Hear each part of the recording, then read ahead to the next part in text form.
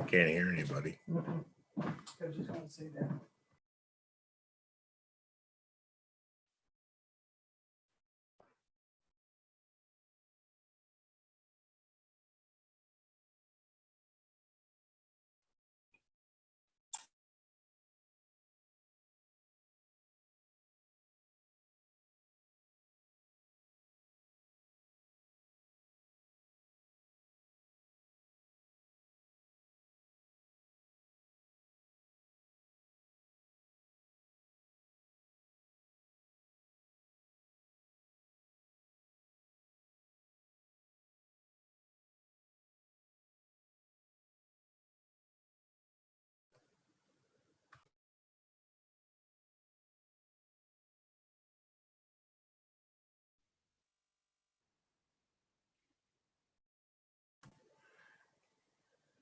Testing.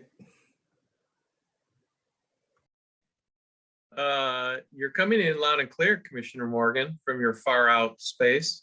5 by 5, as they say in the radio business. Hey man, what's your 40?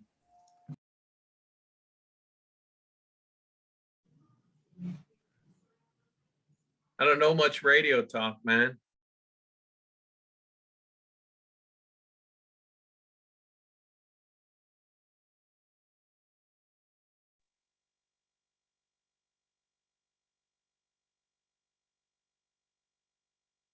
How have you been, Commissioner Bolkowski? I've been good. I was conspiring for another visit, just to say I saw the former Commissioner David Morin at the visitation for Mark Jansen. Oh, yeah. Yeah. So he and I chatted for a little bit. So, and you, how's life? Hanging in there. You know, the barn is always open. I've heard that said. So, you know, that's the beauty. That's the beauty of life, openness. So yeah. And then, I was gonna say, have you been fishing yet? But you know, we get 80 one day and then it snows the next. Yeah, they had a good season on the Browns this spring up in Manistee. Good morning, can you hear us? We can hear you now. There you go. Okay, great. Well, you guys are up on check, so thank you so much for your friendly banter and conversation, because it allowed us to sound check on our end.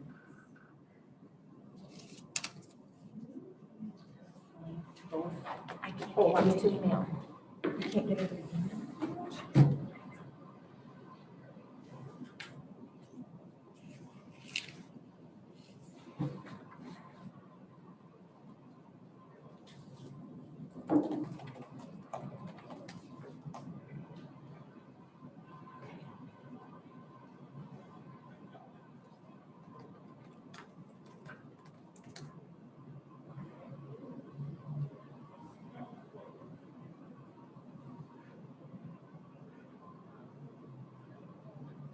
How are we doing on getting Tom?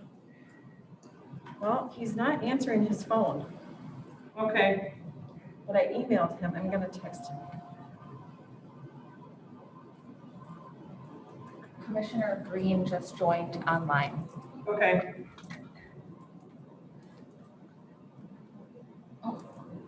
Tom Antfort is on.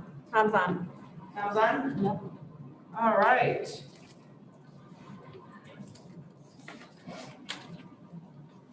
Sorry, ladies, I just, I couldn't find the link this morning. No worries. Well, good morning. It is Tuesday, May 4th. May the 4th be with you at 8:30 a.m. It is my honor to call to order the Finance and Fiscal Resources Committee. We are meeting in a hybrid fashion due to the MCL 15.263A1B. So with that, we will take roll. And if you're here, you can say here. And if you are via electronic, please say your name and your location. Commissioner Antor, I'm here, Sparta Township. Commissioner Breve, Commissioner Volkowski, Present on Anishinaabe land known as Grand Rapids, Michigan, Kent County. Commissioner Green, Here, Grand Rapids, Michigan. Commissioner Morgan, Hey, I'm here. I'm in Cortland Township, otherwise known as God's country. Commissioner Sparks, Present. I am in Kent County, Michigan, Kentwood. Commissioner Womack, Here, Grand Rapids, Michigan, Kent County. Commissioner Wooden, Here, calling in from Grand Rapids, Michigan in Kent County. Chair Jones. Here. We have quorum, Pam? We do have quorum. All right. With that, I will open public comment. We can do public comment at kentcountymi.gov. We can do public comment by raising your hand if you're electronic. We can do public comment in person if you're attending.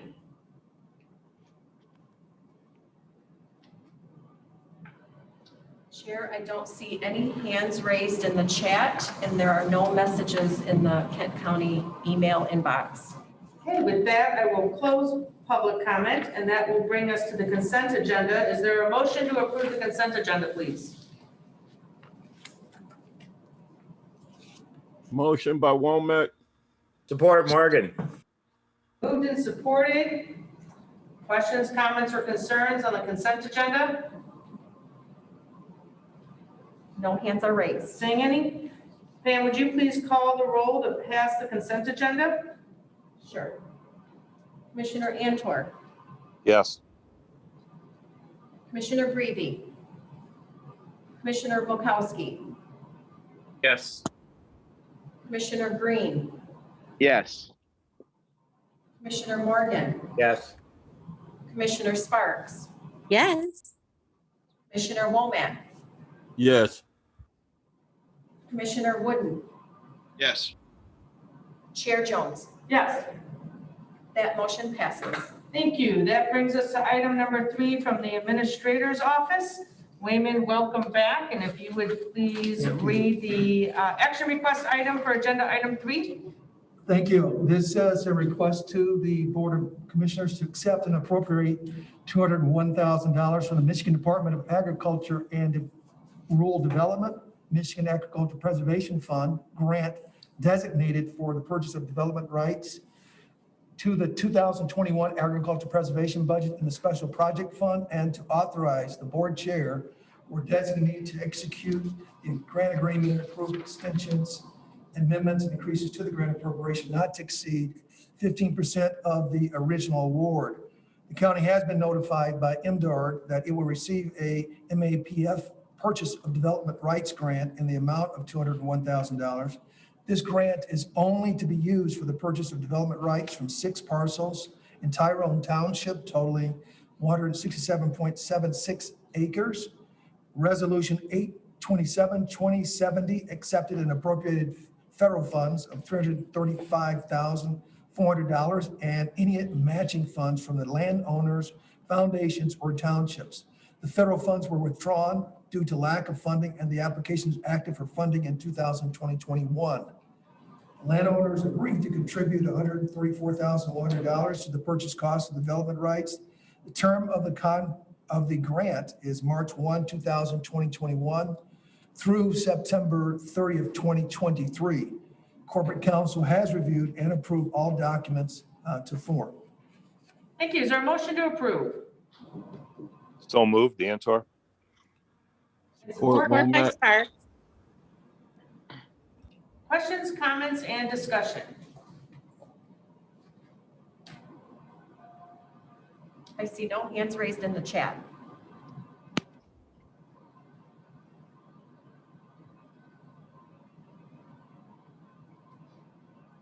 Don't we have someone on staff that does? Yeah, Matthew Channing is on staff. He is the designated person for this. If he's online, he can answer any questions that you might have. Is he here? Good morning. Yeah. Good morning. So could, Matthew, while we have a bit of time, could you just run through the process that the agricultural board did? I assume they recommended this, correct? Yes, they did. We recommended it at our April meeting to send this to FPR and then for the Board of Commissioners to approve. So I want to clarify that this was an item that did come before the board last year. We received notice from USDA that we received the federal portion. I then received subsequent notice about a month and a half later that due to lack of funding, they were not able to fund that property this year. So it remains active for 2021. But you have the funds secured through the Michigan Agricultural Preservation Fund, is that correct? That is correct. So we have a full 50% of the funding already secured through the landowner and through the state of Michigan. The state of Michigan gives us a 3-year window to secure the remainder of the funds. So this isn't fully funded, is what you're saying? Correct. Sorry. Is that correct, Linda? Well, no, I don't think Matthew heard your question correctly. Okay. Can you help, Linda? Matthew, is this already fully funded? No, it is not already fully funded. It is funded in part through a combination of the landowner and the state of Michigan. So we still, this needs to find another, how much money? The 50%, which is about $330,000. That funding is right now applied to at the federal level. So you're looking for that at the federal level? Yes, ma'am. So you need this resolution to go ahead with your federal grant? Is that what's going on here, Matthew? No, we do not need this in order to get the federal funding. The federal funding will also give us a window to secure the rest of the funds. So if this resolution is not passed, we will need to either get the federal funding and still find 30% of the funds somewhere else, or pass this resolution, get the federal funds, and then it's fully funded. Matthew, one of the questions that I had for this particular piece is I've attended a number of meetings in the past for the PDRs, and does this, one of the things that I recall at the time was if there's drilling on the property, oil drilling, then they can't qualify for federal money. Is that still the case? In general, if there's any higher order of easement rights that would disturb whatever agricultural process could naturally happen, that would be, the federal government would give fewer points for that. Just because the rights are held, but there is no intention of ever using them, doesn't mean that you can't give an easement to the farmer. Okay. Does this property have drilling on it? No, they retain all their rights. All right, any other questions or comments or discussion, Pam? Don't see any hands raised in the chat. All right, would you please call the roll to pass agenda item number 3? Sure. Commissioner Antwerp, Yes. Commissioner Brady, Commissioner Bukowski, Yes. Commissioner Green, Yes. Commissioner Morgan, Yes. Commissioner Sparks, Yes. Commissioner Womack, Yes. Commissioner Wooden, Yes. Chair Jones. Yes. That motion passes. Thank you. That brings us to item number 4 from the Circuit Court. Wayman, would you please cover the action request? Sure. This is a request, recommendation to the Board of Commissioners to accept and appropriate $400,000 from the Department of Health and Human Services, Substance Abuse and Mental Health Services Administration Office to the Special Projects Fund for the 17th Circuit Court, Mental Health Court, and authorize the board chair or designee to execute the grant agreement, approve extensions, amendments, and increases to the grant appropriation not to exceed 15% of the original award. On March 9, 2017, the Board of Commissioners accepted and appropriated a mental health court planning grant awarded by the State Court Administrative Office scaled for the 17th Circuit Mental Health Court. A mental health court is a specialized court docket for certain defendants with mental illnesses that substitute a problem-solving model for traditional criminal court processing. The Board of Commissioners approved the second year of the $400,000 grant award from May 31, 2020 through May 30, 2021 on Resolution 514-2048. The Circuit Court has been awarded the third $400,000 for expansion and improvement of the mental health court within the county. Grant dollars will be used to contract the following services. Includes transportation, program coordination, clinical support, data entry, program involvement, drug test, and legal defense. The third term of the grant is May 31, 2021 through May 30, 2022. Corporate Counsel will review and approve all documents as to form. Thank you. Is there a motion to approve? Motion by Womack. Support Bulkowski. Thank you. And we'll take questions, comments, and discussion on agenda item number 4.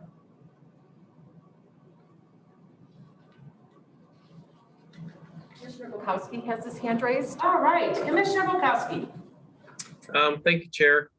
Yeah, my quick question is just definitely support the development of, or the continued development of, the mental health court. And though the second or third bullet point where we're getting the same amount of money for year 3 and it says it's for expansion and improvement, what kind of things are going to be expanded in year 3? Is Andy Thalhammer on the call today? I don't know if he is, or someone from the Circuit Court. If not, we can get you those details, Commissioner Bukowski. I'm assuming that it's more of the same, but we can get you those details. Looks like there is a staff person from Circuit Court on the line. Terry. Nicole. Terry Clark is present. Good morning. How are you this morning? Good morning. The expansion grant is really about where you began in the beginning and where you hope to go. And this last year has been quite a challenge for problem-solving courts across the country in terms of referrals, as well as having to significantly modify the supports provided through the court due to COVID-19. So we have hung on this year. We have managed to bring in about 75% of the target population that we were hoping to bring in, which I understand is pretty good if you look at national numbers.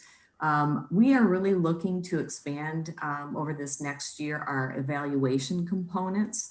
We are going to be doing a rather than a focus group, since we aren't able to do that at this time, some phone interviews, but really beginning to take a look at data now that we have enough people who have come through the court to learn better about who we're effective with, who we need to do some, where we need to do training to serve other groups better that we haven't been very successful with.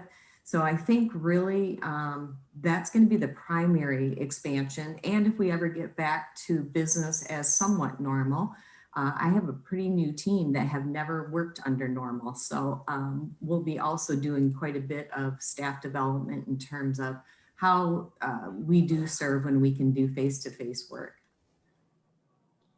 All right, thank you. And then a quick follow-up this is year 3 and I know that state appropriates money on an annual basis. However, to ask, is there I would almost call it a soft commitment to continue to fund the development of the mental health court? Or was this a 3-year commitment and we're going to look or need to have funding a year from now to sustain it? What is that long-term view on state funding? So this is a federal grant. So there are 2 different primary funding streams, SCAO, which is the state, right? And that does not wrap up this fiscal year until end of September. We are wrapping up our 2nd year of a SAMHSA grant. SAMHSA is 5 years, and then there is an opportunity to reapply, I believe, for another 4 years. SCAO is standing committed behind the development of problem-solving courts. And so I've yet to see any concern or threat that those dollars will be discontinued.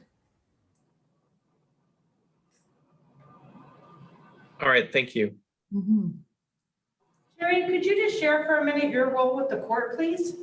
Sure. I manage the SCAO and the SAMHSA grants directly with the state and the federal government, but then I also provide coordination for the adult mental health court as well as the juvenile mental health court. So that is all program development, staff supervision, team development through the various systems, and then prepare all the dockets and coalesce all the reports every week for reviews, because we were, especially with the adult court, we were only holding reviews every other week, twice a month.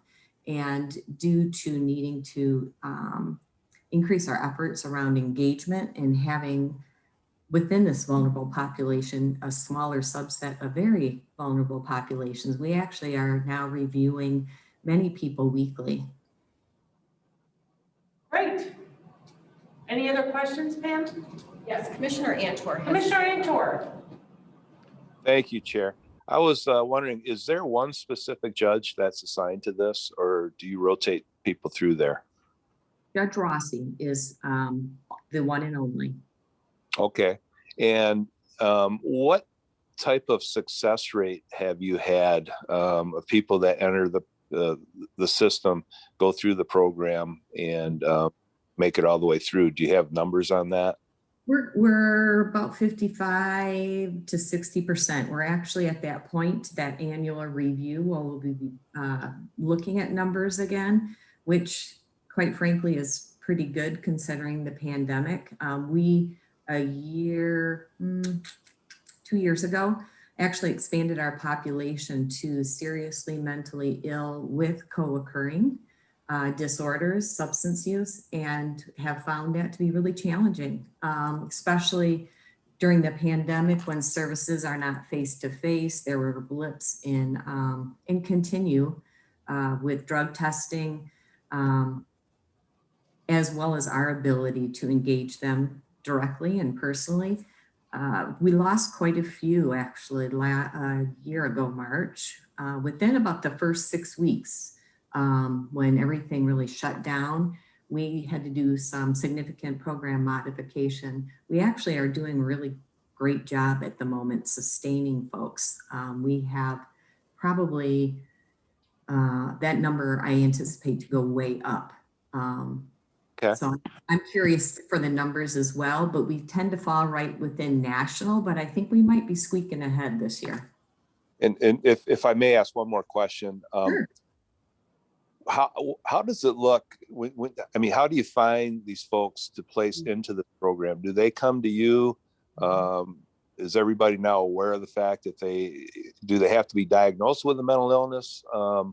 Or, you know, how does that work? Is everybody that could possibly qualify for that program finding out about you guys, I guess? Well, we had 133 referrals over this last year, and that resulted in 38 intakes. Okay. Oftentimes because the crimes committed or criminal histories make them ineligible, right? We can take referrals from anywhere. So on Access Kent, we have a pretty nice splashy page that talks about our target population, what task is, what the model kind of looks like, and how to referral with all our referral documents. We get quite a few self-referrals. I get calls from the jail often. Family members referring, predominantly it's through the defense attorneys.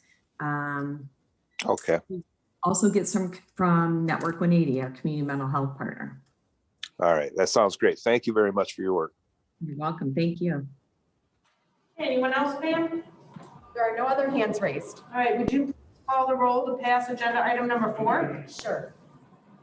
Commissioner Antor. Yes. Commissioner Breve.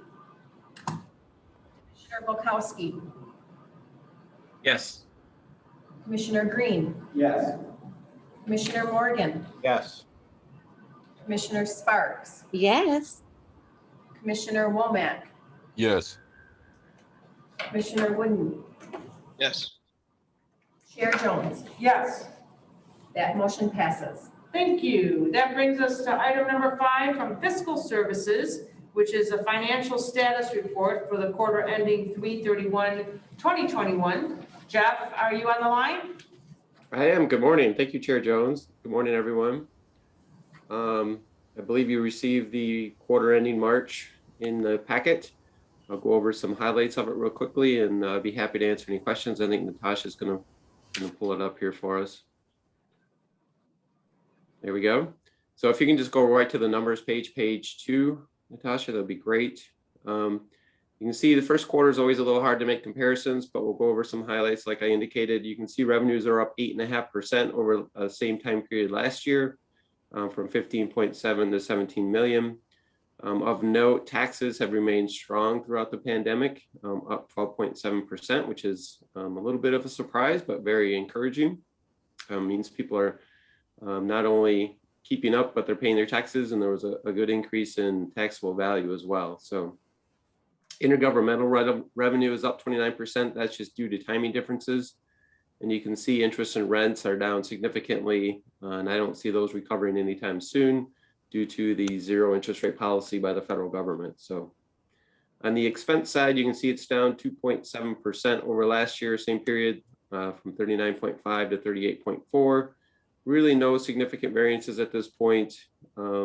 Mostly you can see are due to timing. Transfers out are a little lower, but those should be balance out over the rest of the year.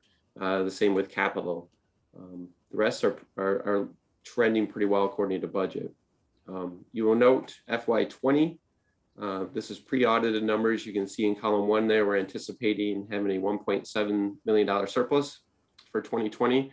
Again, that's pre-audit numbers, and that will allow us to continue our 40% fund balance policy of the following year's expenses and transfers out.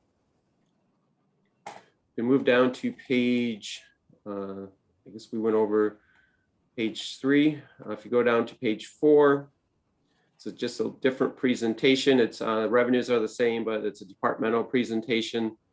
Again, first quarter is always hard to make comparisons. Nothing of significant note here. Certainly can answer any questions on that. Or we can go to the end. The next page will show, page 5 is the fund balance components. You can see from 2019 at 80.8 million, we're up to 82.5 million. You can see the amount put towards economic stabilization and cash flow. And the unassigned is from 7.6, right, basically unchanged from last year. Again, 2020 is pre-audited numbers, but we don't expect any significant changes. On the next page, you'll see our cash reserves expressed in days of coverage. You can see we went from 69 days to 72 days, or $54.5 million. So we have very good cash reserves to cover our cash flow needs. And then this final graph I always like to include. It shows why we need significant reserves to hit that low point before taxes come in July. You can see we're on trend according to the last 2 years, but we do reach down, June, July's time down into that non-spendable piece committed to economic stabilization. So that's why we need those significant reserves to meet our cash flow without having to borrow any funds. So that is a brief overview, and I'd be happy to answer any questions. Okay, Pam, what do we have for questions? Commissioner Bukowski has his hand up. Commissioner Bukowski, you're up. Thank you, Chair. Thanks, Jeff, for this brief report. And it's consistent on an annual basis that at the end of the first quarter, it's hard to tell. It is correct. but that being said, when you sit down with Wayman, what are the 2 or 3 numbers that you really look at to say, if this is good, we're good. If this is bad, I'm worried. And so, again, what are the most critical numbers that you just quick look at in those conversations with Wayman? And are we doing good in those numbers? So obviously taxes is always our primary revenue source, 106.7 million budget out of the 192. So that's one of the primary categories we always look at. And again, that has shown very strong resiliency during the pandemic. So we're very, very pleased there. Intergovernmental is always another large piece of revenue, and that's revenue sharing from the state of Michigan. So we're always watching the legislator to make sure they're not making any cuts to those programs, and so far they have not indicated any cuts to those. And then charges for services is our next biggest category at 29.5 million of the budget, and that's consistent with previous years. So those are the primary three transfers in. We control kind of internally through our budget process. So I would say those categories. We're doing well in all of those. All right, thank you. Okay, anyone else? No other hands are raised in the chat. All right, we don't need any action on this, right, Wayman? No, it's just a report, quarterly Just a report. We do this on Yep. a regular basis, and Jeff does a really good job communicating this, so I'm very pleased with this report. Thank you, Jeff. All right, we're gonna move on to miscellaneous. Is there any commissioner miscellaneous for the physical, the Finance and Fiscal Resources Committee this morning?